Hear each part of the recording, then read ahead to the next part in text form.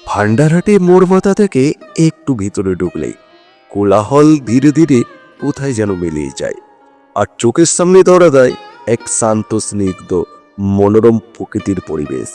সবুজে ঘেরা নিস্তবতার মাঝে পরম মমতায় বিরাজ করছেন মা আদ্দামা।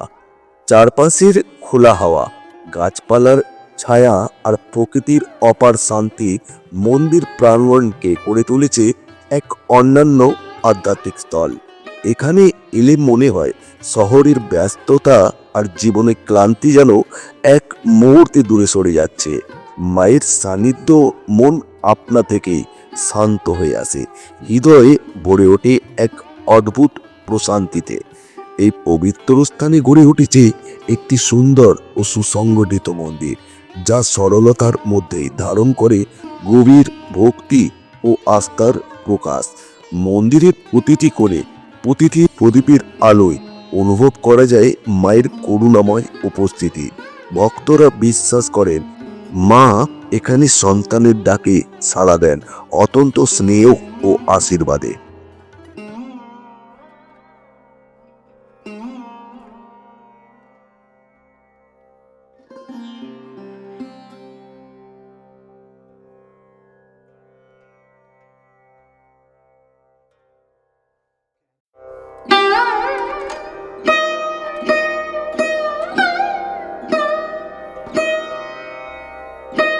আর এই মুহূর্তে আমি এসে উপস্থিত হয়েছি হুগলি জেলার ভান্ডারহাটি অঞ্চলে, যে অঞ্চলকে বলা হয় ভান্ডারহাটি অঞ্চলটি এক প্রাচীন ও পবিত্র শক্তিপীঠ হিসেবে সুপরিচিত। গ্রাম বাংলার শান্ত পরিবেশ, সবুজ প্রকৃতি ও ভক্তিময় আবহের মাঝে অবস্থিত এই স্থানটি মা বামেশ্বরীর আবাসভূমি। দূর দূরান্ত থেকে ভক্তরা এখানে এসে মায়ের দর্শন ও আশীর্বাদ লাভ করেন। যারা শহরের কোলাহল থেকে দূরে থেকে নিরিবিলিতে শান্তিতে কয়েক ঘন্টা কাটাতে চান, তাদের জন্য এই জায়গাটি একদম আদর্শ জায়গা। চলে আসুন হুগলি জেলার ধনেখালি থানার অন্তর্গত ভান্ডারহাটি অঞ্চলে অবস্থিত বামেশ্বরী মন্দিরে। মা বামেশ্বরীর মন্দিরটি অপরূপ শৈল্পিক ও সৌন্দর্য নির্মিত। আপনার বাংলা 1372 সালে মায়ের প্রতিষ্ঠা হয়েছে।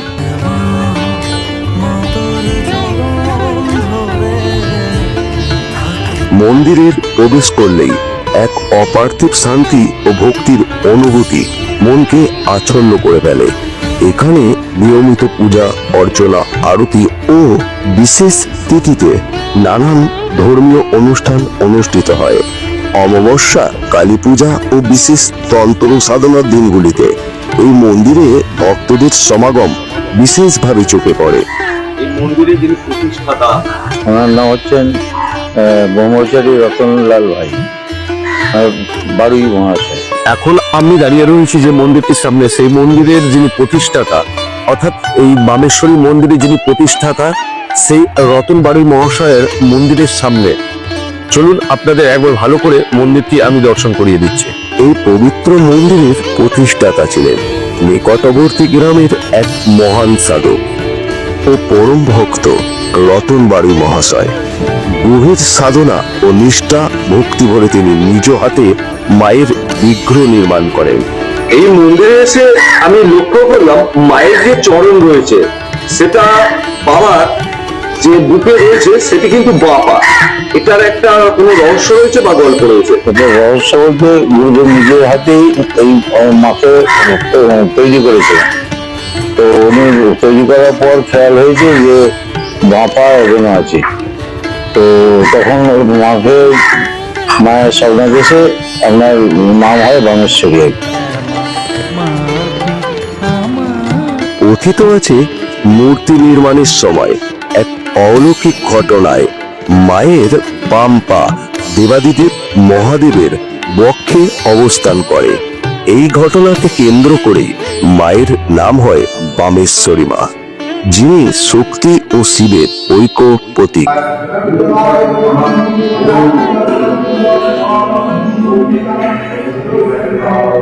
স্থানীয় মানুষের বিশ্বাস, মা বামেশ্বরী ভক্তদের ডাক কখনো অগ্রাহ্য করেন না। ভক্তরা এখানে মান্যত করলে মায়ের কৃপায় তাদের মনোবাসনা পূরণ হয়। রোগ মুক্তি, পারিবারিক শান্তি ও জীবনের সংকট থেকে রক্ষার জন্য আজও অগণিত মানুষ এই মন্দিরে মায়ের শরণ নেন। ভান্ডারহাটি মা বামেশ্বরী মন্দির শুধু একটি ধর্মস্থান নয়, এটি ভক্তি, বিশ্বাস ও লোক সংস্কৃতির এক জীবন্ত নিদর্শন, যেখানে প্রজন্মের পর প্রজন্ম ধরে মায়ের লীলা ও মহিমা ছড়িয়ে রয়েছে। যারা এই মন্দির দর্শন করতে আসতে চান, কিভাবে আসবেন, কটার সময় খোলা হয় এই মন্দির, এই মন্দিরে এলে ভোগের ব্যবস্থা রয়েছে কিনা সবকিছু জানাবো আজকের ভিডিওতে। ধরুন বাইরে থেকে কোনো ভক্তবৃন্দ এলেন এখানে মায়ের দর্শন করতে, এখানে কি তাদের ভোগের কোনো ব্যবস্থা থাকে? যেমন রোজের ভোগটা আগে হতো, গুরুদেব চলে যাওয়ার পর, করোনা ঢোকার পর ওই রোজেরটা বন্ধ হয়ে গেছে, বুঝলেন তো। এবার বিশেষ অনুষ্ঠানগুলো সবকিছু ব্যবস্থা হয়। সামনে আপনার 1 জানুয়ারি আসছে, ঠাকুর রামকৃষ্ণদেবের কল্পতরু উৎসবে আমাদের বহু লোক এখানে প্রায় দিনের বেলাতে প্রায় 3000 3500 লোক সেবা পান। আর ধরুন বাইরে থেকে কোনো ভক্তবৃন্দ এলেন, ওনারা যদি কোনো ভোগের অনুরোধ করেন, আপনারা কি ব্যবস্থা করে দিতে পারেন? হ্যাঁ, ওটা যদি আগে থাকতে বলে দেয় আমরা সব ব্যবস্থা করে ফেলবো।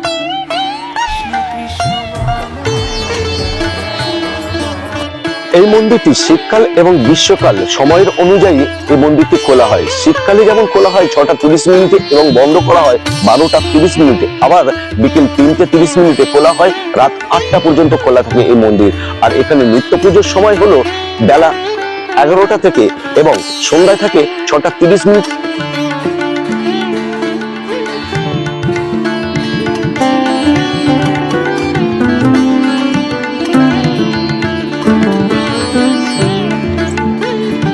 আপনাদের এই মন্দিরে মোটামুটি কি মাসে পুজোটা হয়?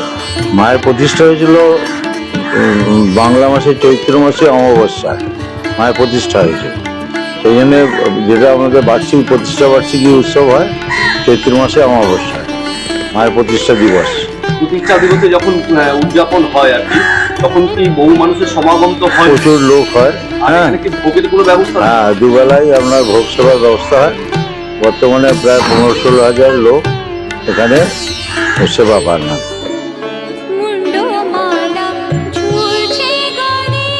আর একটা যেটা আমরা শুনেছি যে বা লোকের মুখে শোনা যে অষ্টমী না নবমী যে কোনো একটা দিন, নবমী যথারীতি হতে পারে, যে এখানে নাকি ভোগ খাওয়ানো হয়। হ্যাঁ, আমাদের সারা মাসে আমাদের মায়ের যে ভোগের সিস্টেম আছে, 12 মাসে 12টা ভোগ আছে, এটা পার্মানেন্ট। বাংলা মাসের শেষ শনিবার বা মঙ্গলবার এই ভোগটা হয়। এছাড়া হচ্ছে আপনার দুর্গাপুজো হয় এখানে। দুর্গাপুজোয় 4 দিন, যে সপ্তমী অষ্টমী নবমী দশমী 4 দিনই ভোগ সেবার ব্যবস্থা থাকে। হ্যাঁ, মানুষকে এখানে বহু লোকের সমাবেশ হয় এবং তারা ভোগ সেবা গ্রহণ করে। ভান্ডারহাটির মা বামেশ্বরী মন্দির চত্বর এক শক্তি কেন্দ্রের পুরনো রূপ। ভান্ডারহাটির মা বামেশ্বরী মন্দির শুধু একক কোনো দেবীর আরাধনার স্থান নয়, এই মন্দির চত্বর আসলে একটি সম্পূর্ণ ধর্মীয় পরিসর, যেখানে বিভিন্ন দেবদেবীর অবস্থান রয়েছে।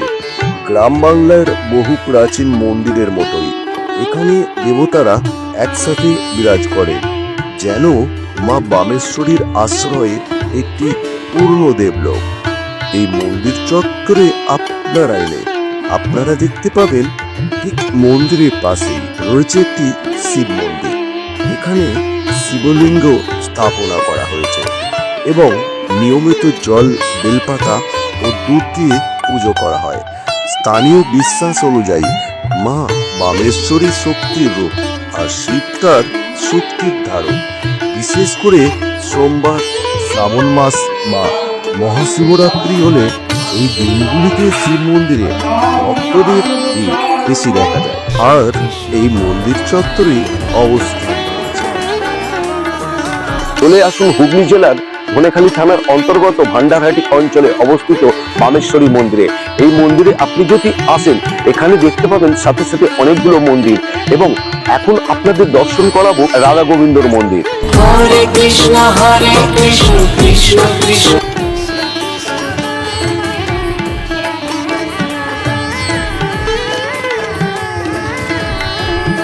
মন্দিরের মূল গর্ভগৃহে প্রধানত বিরাজমান শ্রীকৃষ্ণ গোবিন্দ রূপে এবং তার বাম পাশে শ্রীমতী রাধারানী। গোবিন্দজিউ সাধারণত ত্রিভঙ্গ ভঙ্গিমায় মুরলীধারী রূপে কল্পিত। রাধারানী করুণাময়ী ভক্ত বৎসনা রূপে শ্রীকৃষ্ণের প্রেম শক্তির প্রতীক। দুজনেই সুশোভিত বাস্তুসজ্জা ও ফুলের মালা ও ঋতুভেদে বস্ত্র পরিধানে শোভিত থাকেন। আসুন, এটা হচ্ছে আমাদের দুর্গা মন্দির। গুরুদেব থাকাকালীন সব প্রতিষ্ঠা করে গেছে। মূল মন্দিরের পিছনে অবস্থিত প্রাচীন দুর্গা দালান এই স্থানের আধ্যাত্মিক মহিমাকে আরো বৃদ্ধি করে তুলেছে। দুর্গাপুজোর সময় এই দুর্গা দালান ভক্তি ও উৎসবের আলোয় প্রাণবন্ত হয়ে ওঠে। ঢাকের তালে, ধূপ ধুনুর গন্ধে এবং শঙ্খধ্বনিতে সমগ্র মন্দির প্রাঙ্গণ মাতৃ আরাধনায় মুখরিত হয়ে ওঠে। গণেশ মন্দির আছে। মা বামেশ্বরী মন্দিরের পাশেই অবস্থিত গণেশ মন্দির। সিদ্ধিদাতা গণেশের আশীর্বাদে ভক্তরা নতুন কাজের শুভ সূচনা করে। বিশ্বাস করা হয় মা বামেশ্বরীর দর্শনের আগে গণেশ বন্দনা করলে সকল বিঘ্ন নাশ হয় এবং পূজার পরিপূর্ণতা লাভ করে। এছাড়াও এই মন্দির প্রাঙ্গণে প্রতিষ্ঠাতা সাধক রতন বাড়ুই মহাশয়ের মূর্তি স্থাপন এই পীঠস্থানের ইতিহাস ও ঐতিহ্যের এক গুরুত্বপূর্ণ স্মারক হিসেবে রয়েছে। গভীর ভক্তি ও সাধনার মাধ্যমে যিনি এই পবিত্র স্থানকে গড়ে তুলেছিলেন তার মূর্তি আজও ভক্তদের অনুপ্রেরণা যোগায়। দর্শনার্থীরা মায়ের দর্শনের পাশাপাশি এই মহাপুরুষের মূর্তির সামনে শ্রদ্ধা নিবেদন করে কৃতজ্ঞ চিত্তে প্রণাম জানান।